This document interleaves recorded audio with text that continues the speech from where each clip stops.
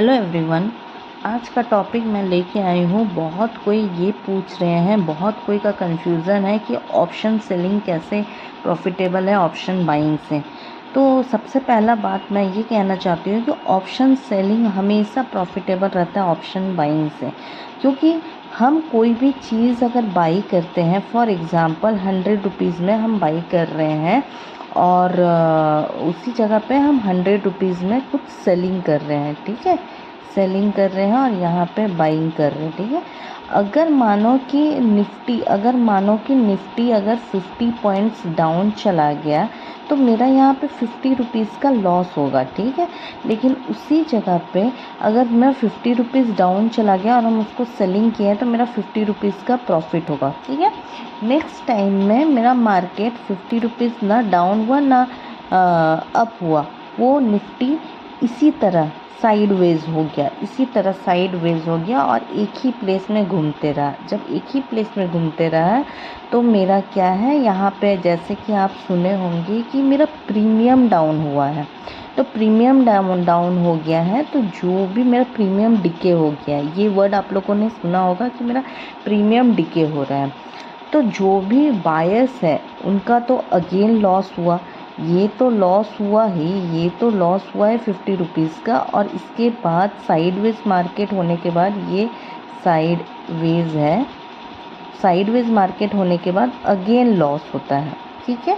वो डिपेंड करता है डेल्टा थीटा, वो मैं आपको बाद में बताऊंगी। बट अभी आप ये जानो कि हमारा ऑप्शन सेलिंग कैसे प्रॉफिटेबल है।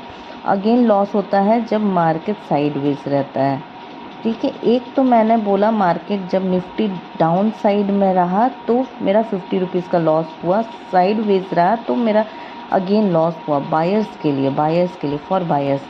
बट सेम उसी जगह पे सेलर्स का क्या हुआ, मार्केट डाउन हुआ तो भी ये प्रॉफिट हुआ, ठीक है, बिकॉज डाउन हुआ तो हम सेलिंग करके बैठे हैं तो ये मेरा प्रॉफिट हुआ। मार्केट साइडवेज रहा तो भी वो इस प्लेस में प्रॉफिट लेंगे, बिकॉज डिके होगा ना, प्रीमियम डिके होगा मतलब प्रीमियम नीचे जा रहा है, मतलब मैंने सेलिंग कर रखा है कि ये नीचे ही जाएगा, तो यहाँ पे भी मेरा प्रॉफिट है। तो यहाँ पे क्या है, मेरा बाइंग में दो में लॉस हुआ है, यहाँ क्या है, मेरा दोनों में ही प्रॉफिट हुआ, चाहे मार्केट डाउन वे है साइड वेज हो कुछ भी हो, मेरा प्रॉफिट है, ठीक है। बट बायर्स का क्या कंडीशन है, बायर्स को डायरेक्शनल ट्रेड चाहिए, बायर्स को एज्यूम करना पड़ेगा अप जाएगा तो अप लो तो मेरा प्रॉफिट है, सेल मतलब पुट साइड में लो तब लो, जब मेरा डाउन साइड में है तो पुट लो, ठीक है।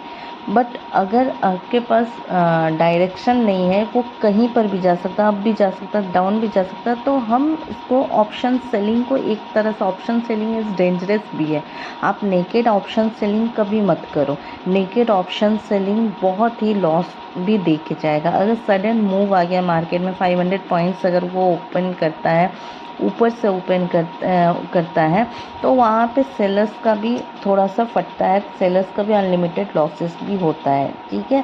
इसीलिए ऑलवेज देखना ऑप्शन सेलिंग में मार्जिन बहुत ज़्यादा रिक्वायरमेंट होता है। क्यों? क्योंकि option selling is very much dangerous. तो इसी प्लेस में मैं ऑलवेज बोलती हूँ, एक वर्ड आपने सुना होगा हेजिंग का मतलब ये कॉल भी सेल कर दो, पुट भी सेल कर दो, इस तरह का आपने कहीं पर सुना होगा। तो क्या मेरा अप साइड से भी मेरा सब एक मैंने रेंज बना दिया इस तरह से कि मेरा कॉल अगर इधर से भी अगर मार्केट मानो कहीं पर भी गया तो मैं यहाँ से सेल कर दी, इधर से भी डाउन गया तो मैंने सेल कर दिया, कॉल पुट दोनों सेल कर दो। दैट मीन्स मैंने एक अपना दायरा बना दिया कि मार्केट अगर अप भी जाए तो भी मेरा प्रॉफिट, डाउन भी जाए तो भी मेरा प्रॉफिट, और अगर लॉस भी होता है तो मिनिमम लॉस होता, प्रॉफिट भी होगा तो मिनिमम प्रॉफिट होगा, लॉस भी होगा तो मिनिमम प्रॉफिट होगा, ठीक है। इसमें क्या है, आपका लो रिस्क रहेगा। लो रिस्क मतलब कि मार्केट किधर भी जाए डायरेक्शन मुझे पता नहीं है, इसीलिए अप साइड से भी मैं सेलिंग कर दी, डाउन साइड से भी मैं सेलिंग कर दी। तो मार्केट कहीं पर भी जाए प्रॉफिट मेरा ही होगा। हाँ, मिनिमम लॉस होगा, मिनिमम प्रॉफिट होगा। मिनिमम लॉस होता है 800 हज़ार रुपये, तो प्रॉफिट भी वही 1000 1200 1500 ही प्रॉफिट होगा। ऐसा नहीं है कि अनलिमिटेड लॉस तो अनलिमिटेड प्रॉफिट, ये सिर्फ नेकेड ऑप्शन में ही होता है। तो अब चलते हैं हम मेन टॉपिक में कि ऑप्शन सेलिंग कैसे होता है। जैसे कि मैंने तो आपको पहले ही समझाया कि साइडवेज अगर रहता है तो उसका प्रीमियम जो डिके होता है तो उससे वो अपना प्रॉफिट है। बट ये दो तरह से इफेक्टेड है। ऑप्शन सेलिंग में क्या चीज़ रहता है, एक रहता है थीटा, जो कि टाइम को जैसे प्रीमियम डिके हो रहा है तो ये क्या टाइम का जो मैटर है, टाइम को रिलेट है करता है थीटा। थीटा ही है जो डिके करता है, टाइम डिके का यही है थीटा, इसको बोलते हैं। और डेल्टा क्या है, ये एक इफेक्ट करता है। ये दोनों इम्पॉर्टेंट पार्ट है। डेल्टा वो होता है जो कितना पॉइंट गिरने से मेरा कितना प्रॉफिट होगा। लाइक अगर डेल्टा मानो 0.50 है, ठीक है, डेल्टा का रेंज है 0.50, तो अगर निफ्टी 100 पॉइंट गिरता है, 100 पॉइंट अगर डाउनफॉल होता है तो मेरा प्रीमियम क्या रहेगा उस समय, क्या मेरा इंक्रीज इन प्रीमियम और डिक्रीज इन प्रीमियम क्या रहेगा। डेल्टा ये बताता है कि अगर 100 पॉइंट मार्केट में डाउन आया तो मेरा क्या रहेगा, 100 इंटू 0.50, इस तरह से रहेगा। तो जो अमाउंट होगा वो मेरा प्रीमियम होगा, ठीक है।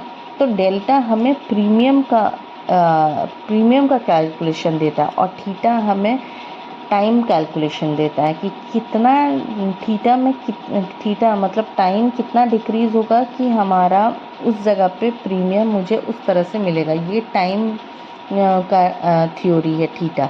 और डेल्टा है कि हमारा अगर 100 पॉइंट नीचे गिरता है तो मेरा प्रीमियम कितना इंक्रीज़ करेगा। अगर हम पुट साइड लिए हैं और निफ्टी 100 पॉइंट नीचे गिर गया है तो मेरा उस जगह से मानो एक मैंने 100 रुपीज़ का प्रीमियम बाई किया है पुट साइड में, पी साइड में एक 100 रुपीज़ का प्रीमियम मैंने बाई किया है पुट साइड में, और मार्केट मेरा गिर गया है 100 पॉइंट्स, ठीक है।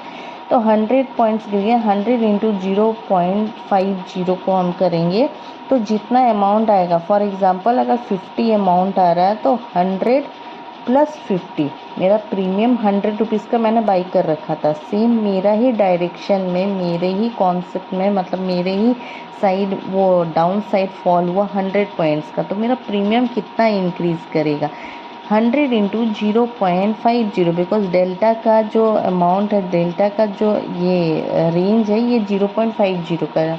100 इंटू 0.5, अगर 50 मेरा यहाँ पे अमाउंट XYZ कुछ भी निकलता है, 100 प्लस XYZ, ठीक है, तो उतना मेरा इंक्रीज़ करेगा प्रीमियम। ओके, तो इसी तरह से हम इसको अपने लाइफ में भी, मतलब अपने लाइफ ट्रेडिंग में भी इसको यूटिलाइज करते हैं और इसी तरह से हमारा प्रॉफिट रहता है। इसीलिए मैं बार बार बोलती हूँ कि ऑलवेज फोकस कीजिए। आप एक बार ऑप्शन सेलिंग में आ जाओगे ना, मैं आपको बोलती हूँ कि आप कुछ और के तरफ नहीं देख पाओगे। बाइंग के लिए तो सोचोगी भी नहीं, क्योंकि सेलिंग में जितना प्रॉफिट है, सेलिंग में जितना मज़ा है ना, वो कभी भी ऑप्शन बाइंग में उतना मज़ा नहीं। Option buying always directional trade को सर्च करता है। अगर मेरा डायरेक्शन थोड़ा सा भी मिसमैच हो गया तो वो लॉस होके रहेगा। बट यहाँ पे ऑप्शन बाइंग में अगर मेरा दो तरह का ऑप्शन बाइंग भी दो तरह का होता है। दो तरह का बोलने के मतलब होता है कि एक डायरेक्शनल ऑप्शन बाइंग होता है और एक इनडायरेक्शनल होता है। अब क्या है, इसमें दो तरह का आता है, एक डायरेक्शन ट्रेडर और एक नॉन डायरेक्शनल। डायरेक्शनल में क्या है, वैसा आपको एडजस्टमेंट करना होगा। डायरेक्शनल में क्या है कि आप अकॉर्डिंग टू मार्केट जैसा जा रहा है वैसा व्यू लेके आप चल रहे हो। लाइक मार्केट अप जाएगा उस तरह से आप ट्रेड लगा रहे हो, सी लगा रहे हो, लाइक दिस। बट अगर मार्केट मेरे हिसाब से नहीं चल रहा, वो अप भी जा सकता, डाउन भी जा सकता, देन हम नॉन डायरेक्शनल ट्रेड को हम करते हैं, उसको भी एडजस्ट करते हैं, एडजस्ट के साथ ट्रेड करते हैं। अगर सेलिंग में कोई भी इंटरेस्टेड है, वो उससे जाके पूछिए कि आपको ऑप्शन सेलिंग कितना मज़ा आता, वो स्टॉक ये सब इंडेक्स सब भूल जाएगा, ऑप्शन सेलिंग में लगेगा। सो जो भी मैं अभी कुछ बताई सब एजुकेशनल पर्पस में है, आप अपने फाइनेंशियल एडवाइज़र से एडवाइस लेके ट्रेड कीजिए, ठीक है। तो option selling is really easy, अगर इंसान को प्रॉपर लॉजिक पता रहे, धीरे से बात करे, then it's really fun doing option selling.